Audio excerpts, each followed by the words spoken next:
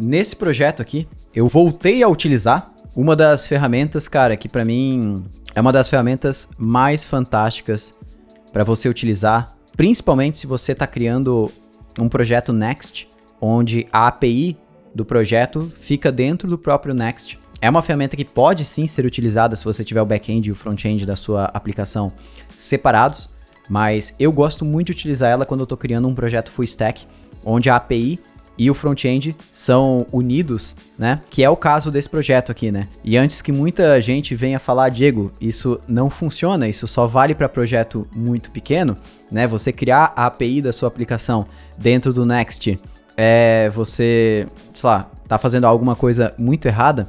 Eu quero que vocês deem uma olhadinha num dos projetos, eu acho que são mais famosos que usa essa estrutura, que é o Call.com.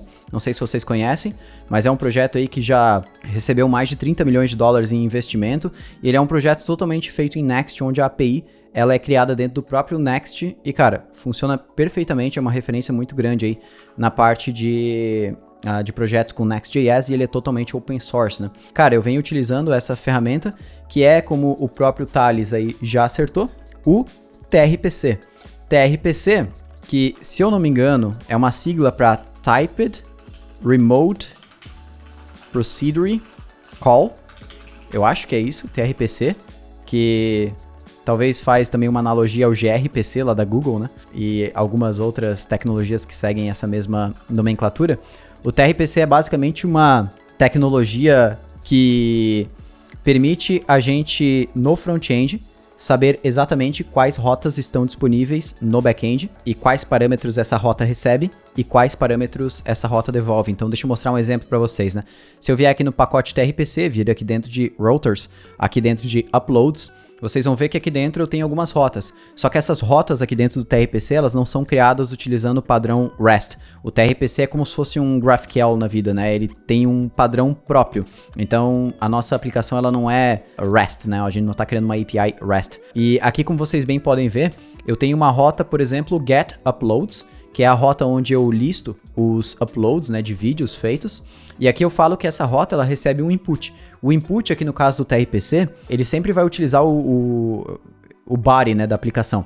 Então, o TRPC, ele, assim como o GraphQL, a gente não divide os inputs e outputs em, por exemplo, query, o que são parâmetros, o que é body, né? Então, tudo é enviado através do body. Então, aqui eu quero pegar os uploads e aqui eu posso receber alguns parâmetros, como filtro do título, filtro de tags, qual que é a página que eu tô, qual que é o tamanho da página, e aqui eu tenho uma query. No TRPC, assim como no GraphQL, eu só tenho query immutations, né? Então, sempre que eu quero fazer uma inserção, alteração e delete de dados, eu vou fazer uma mutação.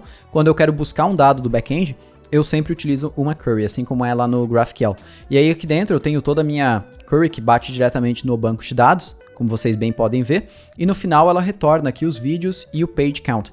E aí, como vocês bem podem ver, também, eu estou utilizando um ORM que ele me permite eu ter uma tipagem das tabelas do banco de dados, né? Então, ele sabe exatamente quais colunas existem no meu banco de dados, quais tabelas existem, e também quais são os formatos dessas colunas. Então, quando você passa o mouse aqui, por exemplo, em vídeos, veja que ele sabe exatamente qual é o formato dessa variável vídeos, né? Aqui e aqui na hora que eu retorno, aqui embaixo também, ó.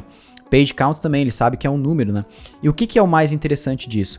Quando eu entro lá dentro de uploads e dentro de onde eu faço essa requisição, veja que aqui embaixo, ó, eu faço a requisição para esta rota getUploads, que eu acabei de mostrar para vocês, ó, o nome dela, getUploads. Aqui getUploads, se eu aperto Ctrl ó, e clico nela, eu sou direcionado exatamente para essa getUploads. Veja que aqui dentro, ó, eu estou enviando exatamente os parâmetros que essa rota recebe aqui dentro do input. Se eu venho aqui e apago isso aqui, dou um Ctrl espaço, veja que ele já traz para mim instrução de quais parâmetros eu posso enviar para essa rota getUploads, né? Para essa procedure, como o TRPC chama, né?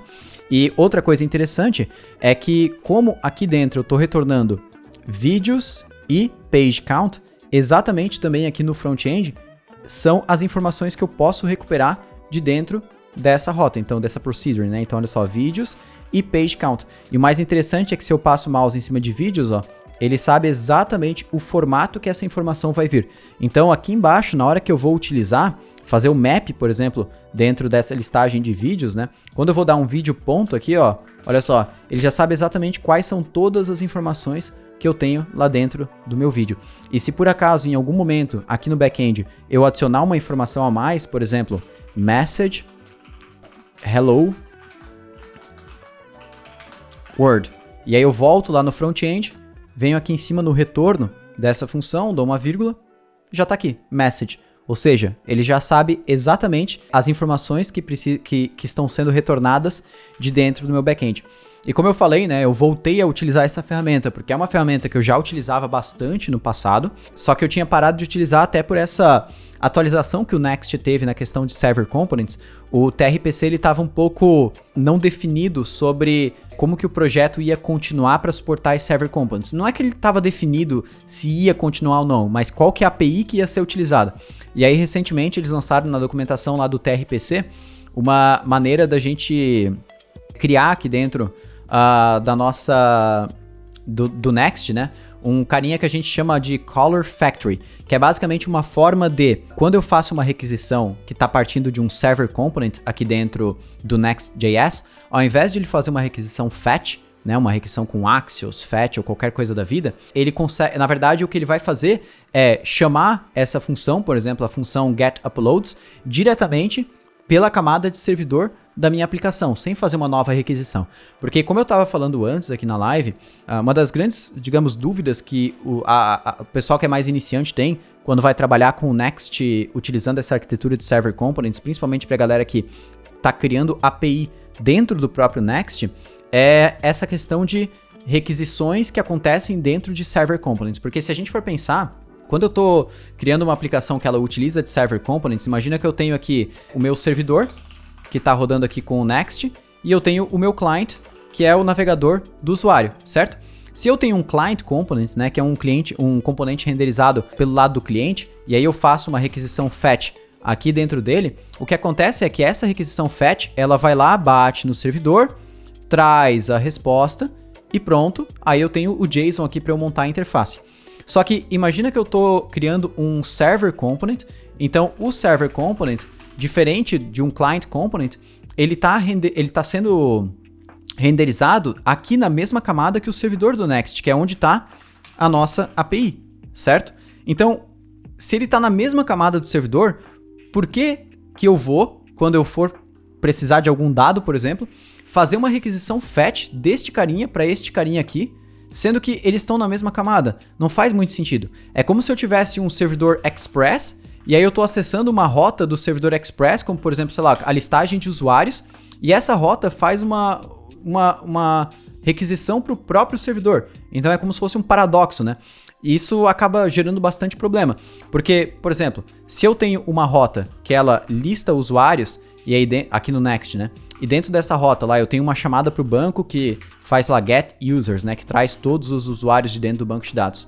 Tudo bem, se o usuário acessar a rota users aqui no meu back-end, ele vai lá no banco de dados e traz os usuários. Agora, se eu tiver um server component que precisa obter os dados dos usuários, eu posso diretamente chamar essa função getUsers. Eu não preciso chamar uma requisição fetch na rota users para então trazer os dados dos usuários, porque eu já estou na mesma camada.